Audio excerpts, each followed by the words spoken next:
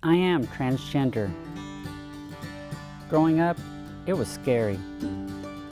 I didn't have anyone to talk to. My family didn't understand. It's a struggle to be real. Society, for some reason, doesn't want people to be real.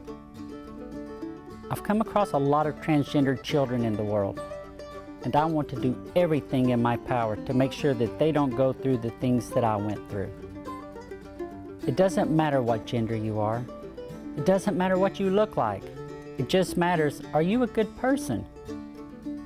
I want someone to know it's okay to be transgender. It's okay to discover that you're not transgender if you think you are. It's okay to be gender fluid. It's okay to be gender neutral. It's okay to be gender non-conforming. It's okay to be male. It's okay to be female. It's okay to be gay, straight, lesbian. It's okay. Just please be a good person. Be kind.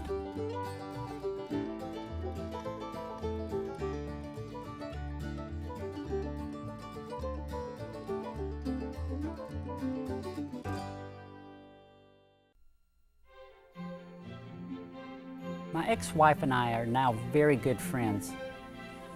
One of the greatest gifts that she gave me, and I truly consider it a gift, is the introduction to that sport right there, disc golf. Disc golf came into my life at just the right time. Like I said, I had quit sports.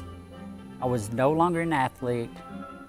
I was doing lots of bad things, lots of bad behaviors, lots of bad drugs, and this sport came into my world.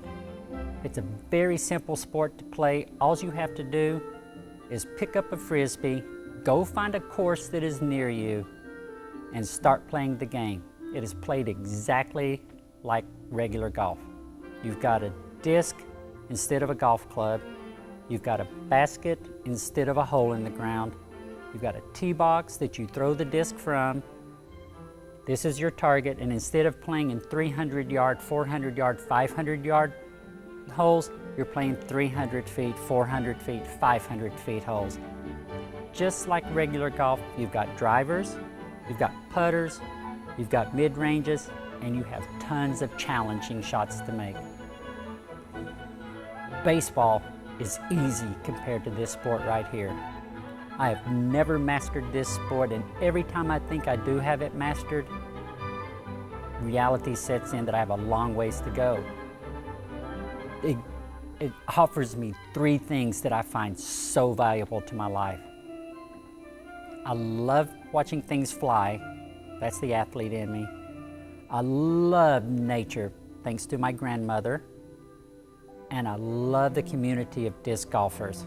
If it wasn't for the fact of the community of disc golfers that I have in my life, I would not be sitting here right now talking to you. It is a disc golfer that hooked me up on this, and I'm forever thankful for my disc golf community. The game of disc golf is kind of like a mind game. Like I said, really, all it takes is a couple of Frisbees. Not more than that. The Frisbees, they have different designs, they come in different colors, but there's one thing about them all that are regular and normal. You can't play catch with these.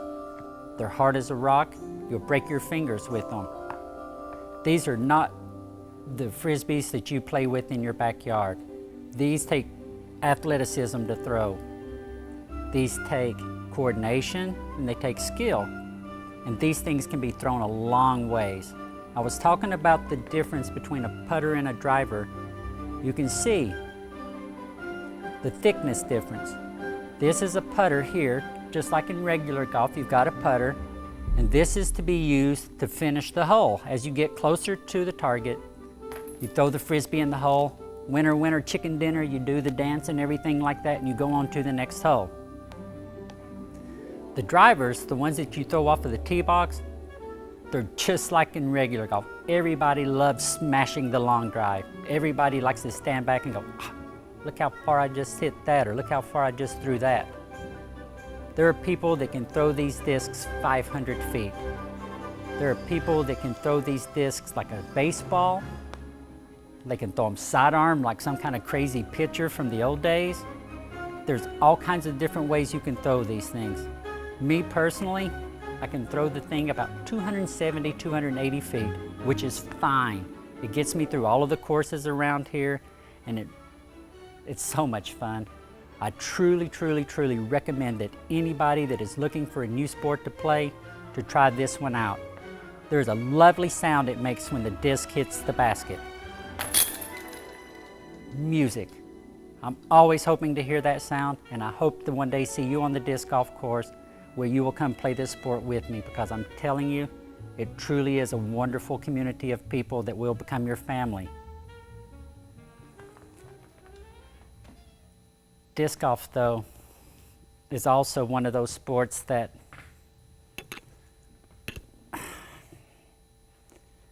in the 90s, when I discovered the sport, I also started discovering myself. I would go out onto the disc golf course, and just like when I was in high school baseball, I would go out wearing makeup or nail polish or a female shirt, something to start letting the real person in me to come out. The community wasn't as accepting back then as they are now. Now, I'm assuming that everybody knows that I'm a transgender disc golfer. I don't care that they think of me that way. A lot of people don't want to be think of transgendered that are. That is fine. A lot of people are still stealth. Once they transition, they don't tell the world, and that is fine too, because I did that for a long time as well. But like so many other transgendered people, the first time I attempted to transition, I did not finish and follow it through.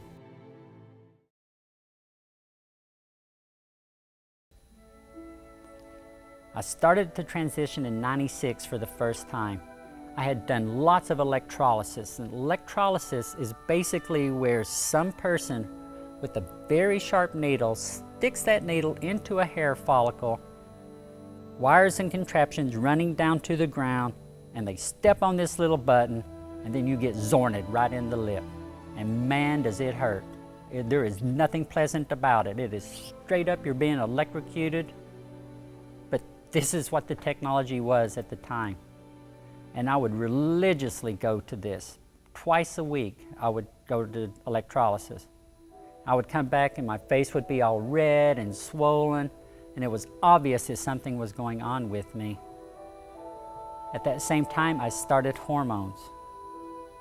So for about 7 months, I was still pretending to be male, started the hormones, and my breast started developing. Now you would think, being transgendered and desperately wanting to be who I am my entire life, that once my breast started developing, I would jump for joy. Instead, I freaked out, completely just freaked out. People started noticing that I had breasts, so I was at that point where I'm going to have to do something. I'm either going to have to continue down the path, or I'm going to have to stop, regroup, and come back. So I quit transition, just stopped. Stopped the hormones, stopped the electrolysis, stopped everything. Because you see, once again, that societal pressure, that family pressure was bearing down on me. My family had upped the ante on what was going to happen if I transitioned. There was no longer, we're going to pray for you, we're going to send you to conversion therapy. We had moved past that. It was to the point now that when I transitioned, they were going to disown me and I would never be a part of the family again. And I was not ready. I was not ready at all to lose my family, which is a sad thing to do. Your family shouldn't put you in a place to where you have to decide between being real and being with your family. But there I was stuck at that point. I was in my mid-20s to near 30 years old, and I was not ready to be alone. I didn't have the coping skills. I mean, my coping skill at this point had been drugs, and then disc golf was introduced to my life, and disc golf became my coping skill. Well,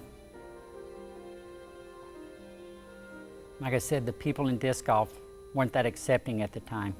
So I quit sports again, just stopped. During this time, I had met and made a whole set of friends through disc golf, a whole set of friends through being the manly man that I had pretended to be previous to meeting my wife. And sadly, a lot of us were in the same boat of being untrue to ourselves. We were all searching for different things, for different ways, but we were all searching, we were all lost. We were all trying to figure out what was going on in life, and we were all going about it the wrong way.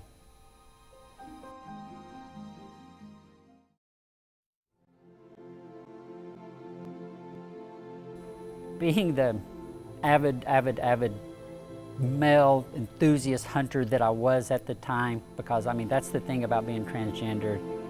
There was times as you're bouncing around trying to figure out who you are, you're hyper feminine, you're hyper masculine, you're both feminine and masculine, you're neither feminine or masculine. Everything is going on as you're trying to bounce around and figure out where you fit in with society and where you fit in with your real self. Well, during that time of being the avid outdoorsman, I bought a rifle. I started getting concerned about having a rifle around me. I started not having safe thoughts. I started having thoughts of hurting myself with that rifle. So I thought that I was doing the right thing. And I gave that rifle to a friend of mine. I just thought, you know, I don't need this rifle, I'm going to kill myself. My friend a month later took that very same rifle and killed himself with it.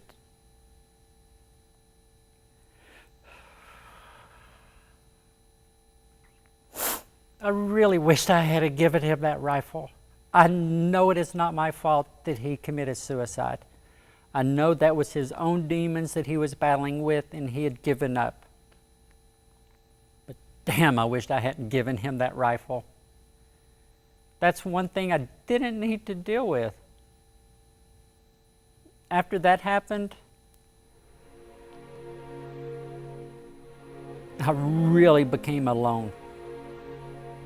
People were abandoning me left and right because I was trying to transition. I was trying to not transition. I'd given a rifle to somebody that committed suicide with it. I was lost. So I went back to battling my true self, and I went deeper into being a man. Once again, outdoors all the way.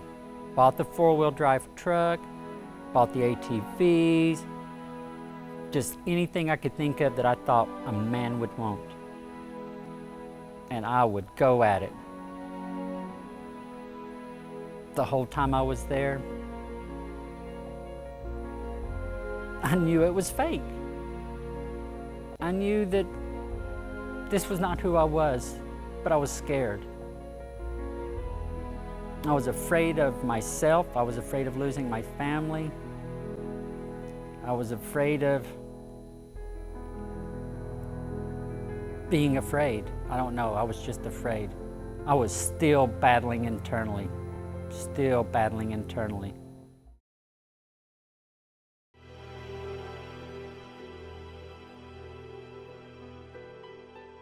During the time of my first marriage, I went back to college. College was so hard for me that I took a weightlifting class and failed it because I didn't want to put muscle mass on.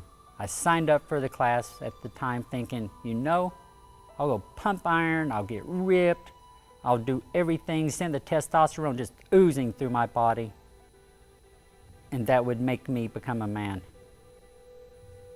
I knew that that wasn't going to happen, and after the first class, I just quit going. I didn't drop out of the class, I didn't do anything, I just quit going. So I failed weightlifting. But during that time, I did get to go back to my love of nature. Thank you, grandmother, for that. I got a degree. I actually finished college. Took me 9 years. Took me lots of delivering of pizzas to people's houses and lots of long nights, but I did it. I got my degree in forestry. Can't get much more manly than that. So from 1992 until 1995, I went to work for the state of Tennessee as an area forester. I threw myself into that job 100%. Wore the park ranger uniform, had the badge on, had the radio on the side, had the cool ranger hat. I was it. I was an area forester. I was a man. I was actually in charge of a state forest. I was also in charge of 3 counties worth of public land, and I was in charge of all the firefighters that we had that were there in those 3 counties. Because you see, in East Tennessee, a lot of times things happen that make people do unwise things. A lot of times in Tennessee, if you're mad at your neighbor and there's forest land, the way you get even with them, you just burn their land. We had lots of forest fires in those 3 counties, and I would always go out and fight forest fires. That's what it's like to be a man, I thought. Hoof it out into the middle of nowhere, get your rake and start digging trenches around a fire you'll never see. I was living in a small town, a town that I don't know what would have happened had they known the real Kelly Jenkins at that time. I remember going into that job, and one of the first things my secretary told me was, "You'll like it living here. There's only one black family in the entire community, and they live way up on the mountain away from each other. You'll never see them." Lord, if you can't accept a black person, how in the heck are you going to accept a transgendered woman? It doesn't matter if I'm white or not. It didn't matter that I was presenting as male. It didn't matter that I was burly at the time. There was female all over me. I couldn't hide it. You can't hide the real you. You just can't. You can pretend to hide the real you, and some people are good at it for a long, long time, but you can't hide the real you. After that job, I started getting jobs in environmental education camps. Another what I thought was a manly job. But what I didn't realize was that the hormones that I had taken back in '96 had done some permanent things to me. That it had softened my skin, it had actually gave me a little bit of breast, and it changed, I don't want to say aura, it changed the way I came across to people. And at an environmental education camps, working with children see things. And I would get children asking me, even when I was this burly, what I thought was burly man, they would ask me, "Are you a man or a woman?" I never would get to answer that question because one of my teammates, one of my coworkers, would always jump in and say, "Oh, he's a man. Just because he has earrings doesn't mean he's a woman." No, the kids saw the truth. They're good at that. They're good at seeing the truth. Transgendered kids, a lot of them know that they are transgendered. Listen to them. Other kids, they're battling with it. They don't know if they're gender fluid. They don't know if they're gender nonconforming. They don't know if they're gender neutral. They don't know, so they're searching. Parents, go on a search with those kids. Be a part of that journey. Don't pull yourself away from them and hope that by ignoring it, that your kid is going to discover the answer on their own. I did discover the answer on my own, but there's a lot of us that don't. The suicide attempt rate is staggering in the transgender community. near as they can tell, over 40% of us attempt to commit suicide, attempt to kill ourselves. That's shameful. If any other part of the population of the world, if 40% of that population was trying to kill itself, action would be taken. Things would happen. But for some reason, in our society, it feels like that 40% suicide attempt rate is acceptable. It's not. That's why I'm sitting here now, to let you know that there are kids out there, there are adults out there that are struggling, not just with being transgender, just with being real, with finding who they are. And as a society, we're supposed to love people. We're supposed to help people discover who they are. We're supposed to want that from them, because when people become themselves, they become productive.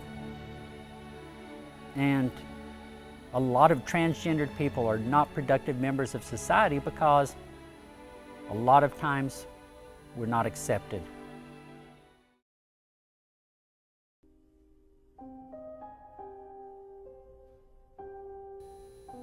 In environmental education camps, I was accepted as a male, a bit effeminate male, but I was accepted as a male. Another thing that happened to me while I was working at those environmental education camps, I met my second wife. The first time I met her, she walked up to me and I didn't understand a word she said. Not the first word she said, because she was from Yorkshire in England. And talk about a thick accent. The Southern accent is thick. A Yorkie accent, that's a whole nother level of thick. It took me a long time to actually be able to understand what she was saying. I never did understand what she was saying. I understood the words, but her and I never communicated with each other hardly on real levels.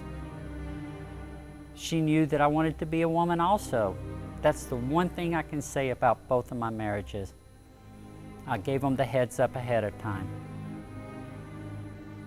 We don't know what that means. She didn't know what it meant. My first wife didn't know what it meant. I didn't know when I was going to transgender or transition. I just knew I was going to do it. She didn't care.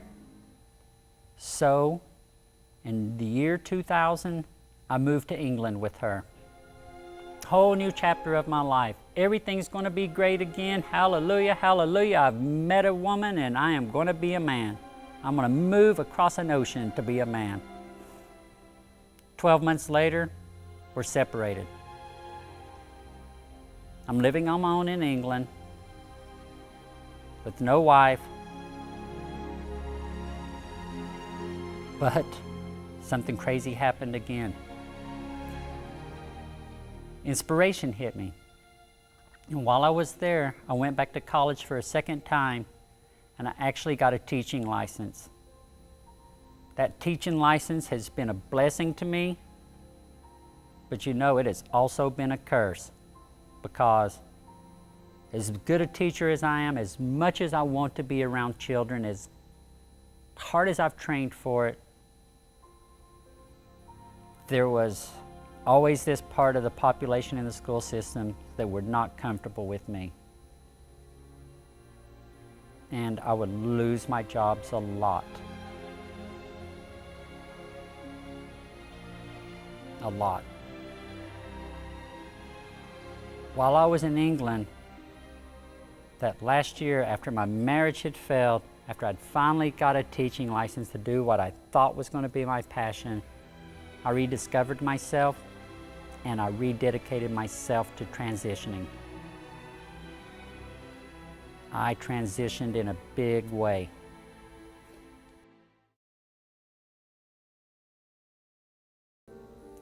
So when I moved back from England, two of the things that I brought with me were a teaching license, and I rededicated myself 100% to my transition. This time it was all or nothing.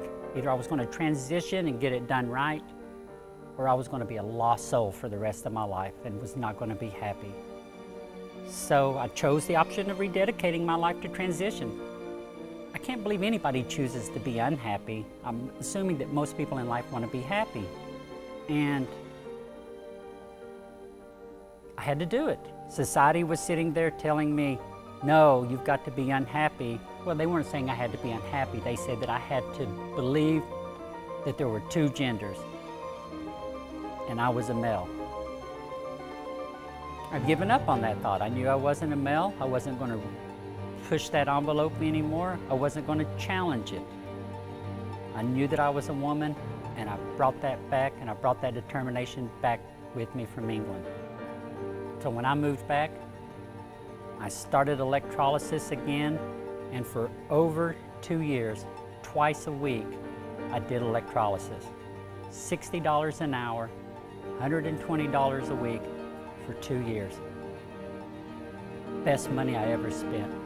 Flat broke now, don't have a nickel to rub against my jeans or anything, but I'm real. I also started hormones then, and this time, when my breast started developing, a different feeling happened. Happiness, joy, relief, freedom, the ability to be real. All of the adjectives you can think of that will help you to be you. I also came back and found a job in a middle school with my newfound teaching license. It wasn't a teaching position, but it was working in an alternative education classroom. So during that year, I had the ability to stay stealth, still present as a man.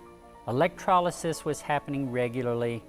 Hormones were going on, and I was able to still pretend to be a man, but I knew what the end game was going to be, so I was okay with it.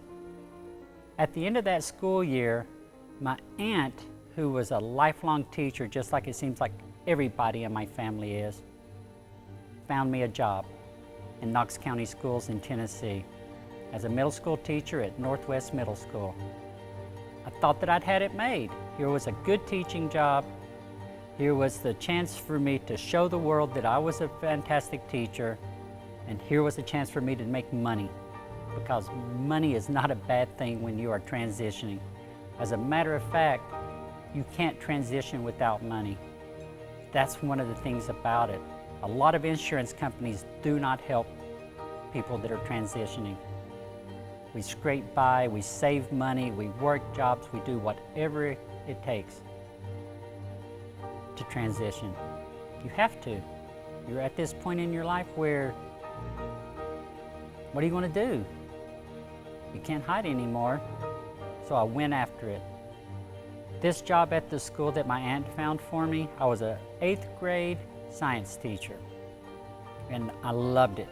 I saw kids from every background imaginable. I saw children that were poor, I saw children that were rich, I saw children that were black, white, Asian, European, you name it. There were kids from everywhere in this school, and I got something that I needed from society. A different view of culture, a different view of the world, and I relished it. I loved the fact that these children were unique, that they were attempting to be real at their age. I mean, what greater gift can a person have, like I said, than to be real?